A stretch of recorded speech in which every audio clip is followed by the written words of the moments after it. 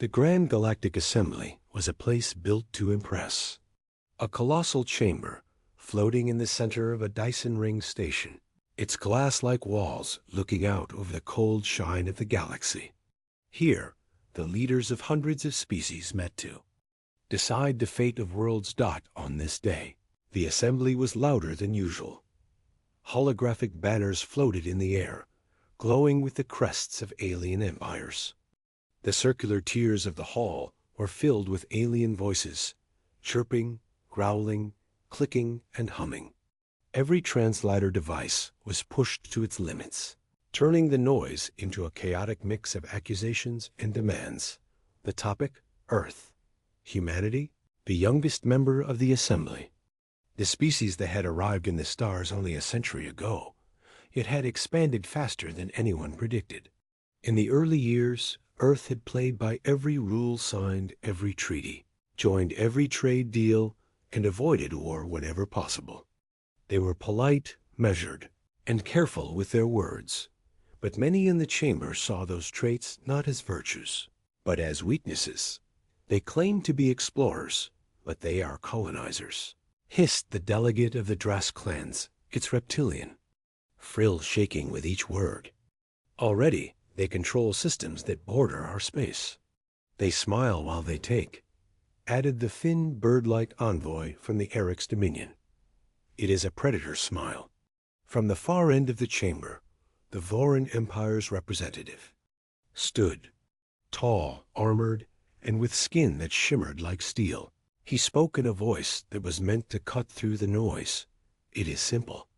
3 frontier colonies they took must be returned to their rightful owners. No more negotiation, no more delays. They are our worlds, and they will hand them back or we take them by force. The statement brought a ripple of murmurs then. Cheers from some factions. For decades, Earth had remained calm under such accusations. They had endured insults, false claims, and even minor skirmishes without losing their temper. In the galactic political game, they were the civilized newcomers. Today, that image was about to change. The central doors opened with a low hum, and the human delegation entered.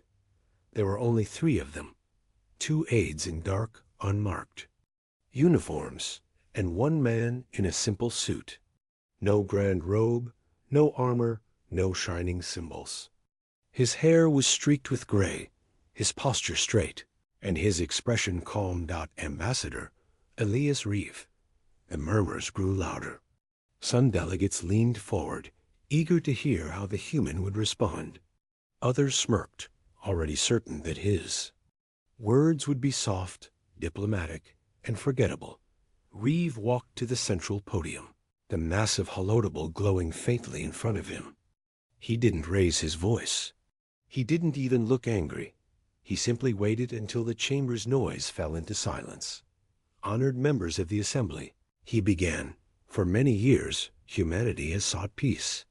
We have respected your borders. We have followed your laws. We have endured your opinions of us.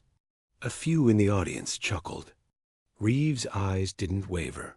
But there is a limit to patience, he continued. You speak of our colonies as if they were yours. You send ships into our space as if we would not notice. You attack our people and call it politics. His voice remained calm, but something in the tone made several translators pause for half a second, struggling to capture the weight behind the words. Reeve's gaze swept over the tiers of alien faces. This is my answer, and it is simple. Stop attacking our people, or we stop pretending to be civilized. The words hung in the air. For a long moment, there was silence. Then came the laughter. It started with a low rumble from the Drask delegate, then spread to the Eric's Dominion's benches, then to others. The sound of mockery echoed in the chamber high-pitched chirps, guttural growls, metallic clicking. A few whispered to each other. Civilized? Humans barely count as such. Reeve didn't move. He simply inclined his head, as if the laughter didn't matter. I see, he said quietly. Then I have nothing more to add. He turned and walked out of the chamber. The human delegation left as calmly as they had entered, the laughter following them until the great doors closed.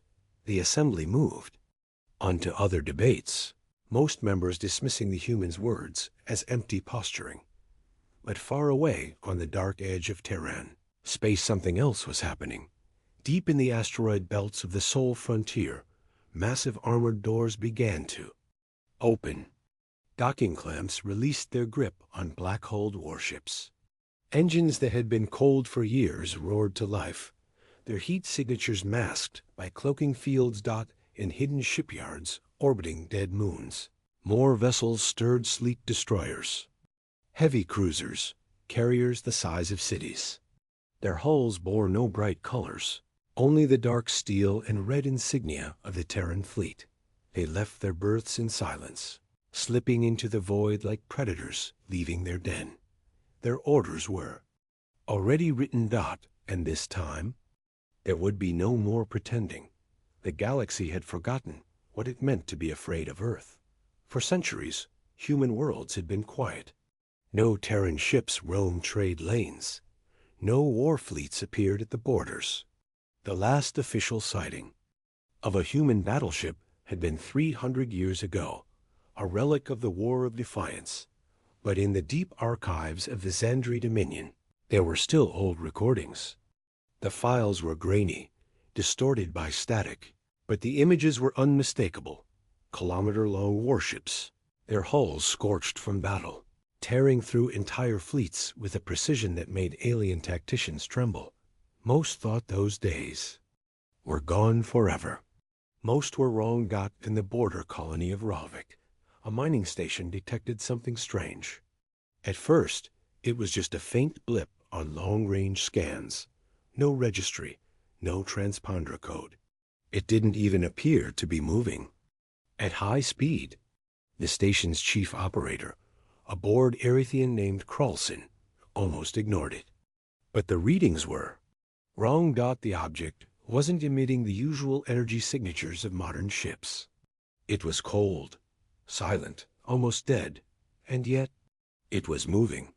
He magnified the feed, expecting an asteroid. Instead, a shape began to form out of the void, a vast, jagged silhouette, darker than space itself. No lights, no visible weapons. Just a shadow sliding through the stars. Kralson swallowed. Station control. I think you should see this. By the time the station's commander arrived, the scans were clearer. The ship, if it was a ship, was old, obscenely old. The kind of design you'd only see in ancient war museums. But its size, it was bigger than anything the Dominion currently fielded. The commander, an old war veteran named Vrex Talker, frowned at the display. That is human. The room went silent. Kralson laughed nervously. Impossible. Humans don't. Vrex cut him off. I fought in the War of Defiance, boy. I know that hull shape. That's a Terran dreadnought. The kind they said were all scrapped or destroyed. The shadow ship kept moving, gliding toward the inner systems without altering speed, without answering any hails. The commander's voice dropped to a whisper. If that's what I think it is, the galaxy's about to remember why we feared them. Hours later, the ship was gone, slipped into faster-than-light transit without leaving a trace. But it left behind a message. No one had seen it appear. It simply flickered onto every screen in the station at once. White text on a black background. We warned you. We remember. The Galactic Council's communication channels were usually filled with trade agreements, fleet updates, and boring political speeches. But on this day, the channel fell silent. A signal had arrived that it wasn't from a known relay. It wasn't from a recognized star system. It wasn't even in their records. It came from the dark. From a sector the Council had labeled uninhabitable centuries ago. Sector 0. The dead zone where all long-range scans showed nothing but cold space. The message was only 3 seconds long. First, a pulse low, heavy, almost like a heartbeat. Then a voice, clear, calm. "Human, you have crossed the line. There will be no second warning." The council chambers erupted in chaos. "This is a trick," one alien delegate spat. "The humans are gone. This is some pirate broadcast." "Or worse," another muttered. "Someone using their name to provoke war." But deep in the council's archives, one archivist, a withered Xenari, dug through encrypted history files. He found a match. The voice's tone, the cadence, it was identical to Terran military transmissions from over 500 years ago. No one knew how it was possible. Back on the Dominion, war flagship Virax Pride, the Emperor listened to the same message in his private chamber. His mandibles clicked in unease. He didn't believe in ghosts. But this sounded like one. "Order the fleet to maintain course," he finally growled. "If the humans wish to frighten us, they'll need more than an old recording." But on the far edge of the dead zone, in a black void where no starlight reached, something was moving. Thousands of cold, silent hulls, slowly turning toward the galactic core. And in the command core of one of these warships, an ancient AI Terra Sentinel-01 opened, its eyes for the first time in centuries. The Galactic Dominion's high command had seen rebellions before small, desperate uprisings crushed in hours. But what they were now witnessing was something different, something organized, something dangerous. The first reports came from the rim sectors. Patrol fleets gone, mining stations silent, entire star systems lost contact. No one believed the first officer who claimed it was human ships doing this. After all, Earth had been declared extinct centuries ago. The official records said the last Terran colony had fallen 412 years ago, its people scattered into slavery or execution. Yet the images told a different story. In grainy, static-filled transmissions, massive black warships emerged from deep space. Their hulls bore no markings, no registry codes, but their shapes, sharp, angular, predatory, were unmistakably Terran. The Dominion tried to dismiss it as propaganda from dissidents, until one of their own dreadnoughts limped back to port, hull torn open, crew missing. The captain, shaking, could only repeat one thing before collapsing. They didn't speak. They didn't demand surrender. They just erased us. Meanwhile, deep in the shadows between stars, the Terran fleet gathered. Admiral Kalen stood on the bridge of the Resolute, eyes fixed on the holographic star map. Red markers Dominion fleets were disappearing one by one. "We're striking faster than they can respond," his second-in-command said. "But sooner or later, they'll bring their core fleets." Kalen nodded. "And when they do, we'll show them why they should have finished the job centuries ago." His words were not for bravado. Every ship in the fleet was built from designs the Dominion had never faced, war machines that had been forged in secret in exile, far beyond the mapped galaxy. For generations, humans had prepared for this moment, not out of vengeance alone, but out of necessity. They knew the Dominion would never truly leave them in peace. Back in the Dominion's central command fortress, chaos reigned. The Supreme Strategos slammed a clawed hand on the table. "Mobilize the core armada. I want." These ghosts hunted down and obliterated. A junior officer hesitated. "Sir, if the reports are true, these ships, these humans, are using weapons we've never seen before. Their warp trails don't match any known drive signature." The Strategos glared. "I don't care if they bend reality itself. We will burn them from the stars." But the truth was already spreading through the ranks. Whispers in the barracks, rumors in the mess halls. The humans were back, and they were winning. When the next Dominion fleet finally found the Terran strike group, they expected a battle of attrition. Instead, they were met with silence. The Resolute and its escorts drifted into view, black silhouettes against a burning nebula. The Dominion ships hailed them, demanding surrender. No reply. Then light. Blinding, white-hot lances tore through the void. Entire Dominion cruisers split apart before they could return fire, their shields useless, their armor paper-thin. Against Terran weapons, the Dominion flagship's last transmission was a single, panicked scream before its reactor went critical. Far from the battlefield, in the hidden Terran command citadel, the oldest surviving human leader, Marshal Alara Voss, watched the reports with cold eyes. "Good," she whispered. "Let them remember what it feels like to fear the dark." Because this was only the beginning. The Galactic Dominion's high command had seen rebellions before, small, desperate uprisings crushed in hours. But what they were now witnessing was something different, something organized, something dangerous. The first reports came from the rim sectors. Patrol fleets gone. Mining stations silent. Entire star systems lost contact. No one believed the first officer, who claimed it was human ships doing this. After all, Earth had been declared extinct centuries ago. The official records said the last Terran colony had fallen 412 years ago, its people scattered into slavery or execution. Yet the images told a different story. In grainy, static-filled transmissions, massive black warships emerged from deep space. Their hulls bore no markings, no registry codes, but their shapes, sharp, angular, predatory, were unmistakably Terran. The Dominion tried to dismiss it as propaganda from dissidents, until one of their own dreadnoughts limped back to port, hull torn open, crew missing. The captain, shaking, could only repeat one thing before collapsing.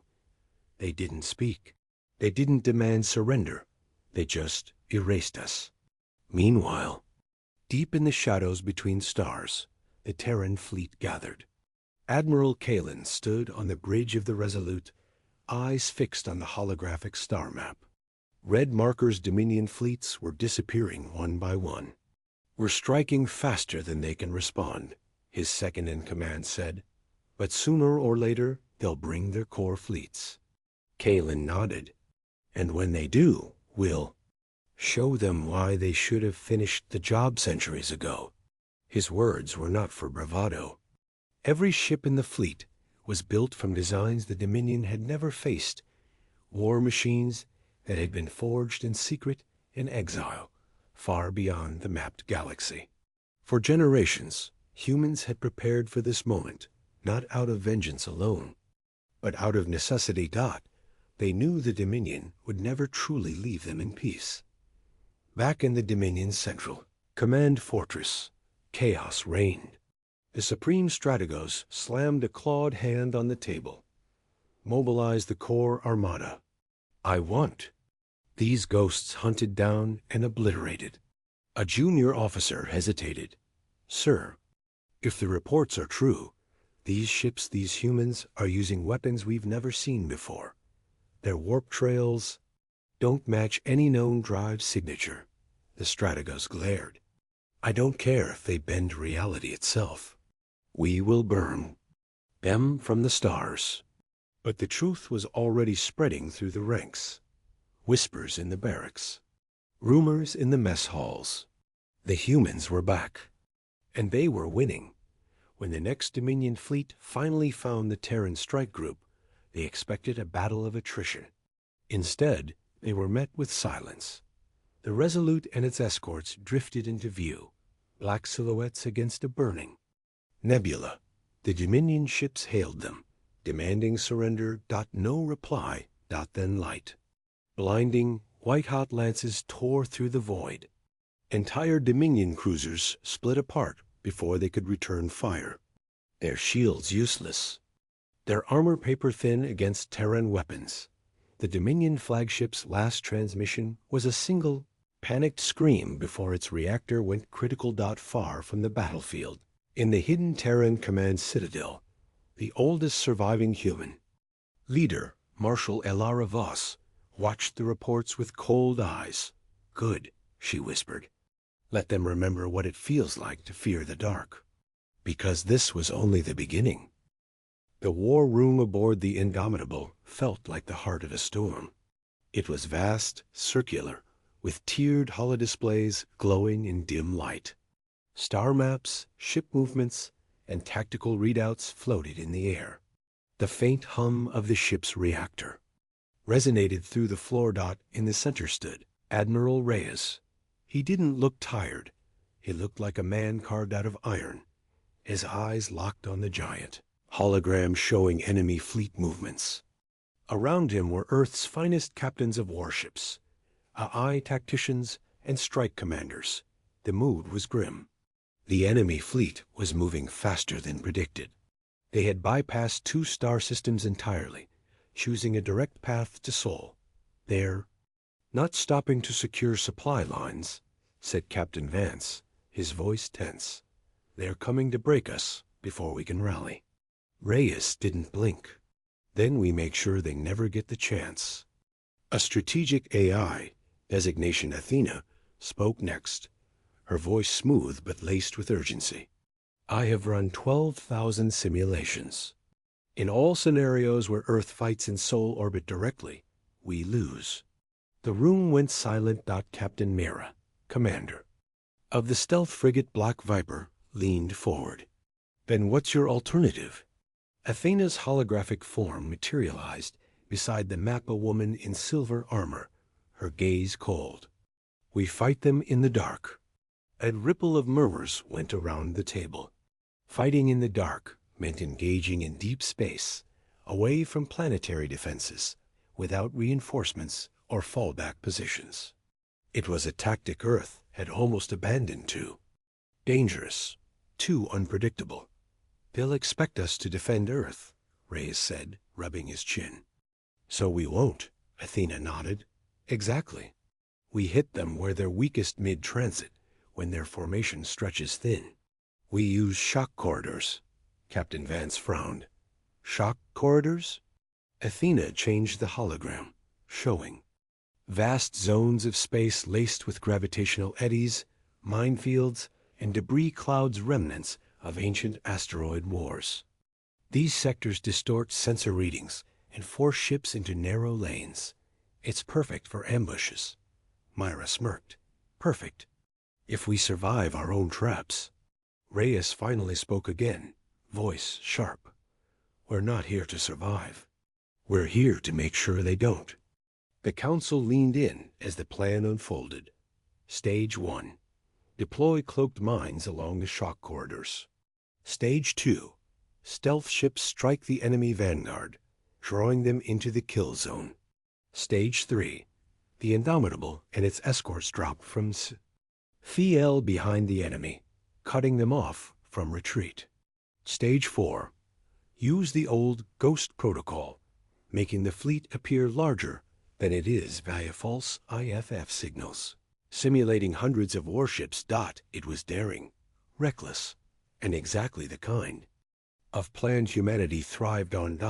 As the meeting ended, Reyes stopped Mira at the door. His voice dropped to a whisper. If this works, the galaxy will never forget it. If it fails, Mira's eyes gleamed, then at least they'll remember we went down swinging.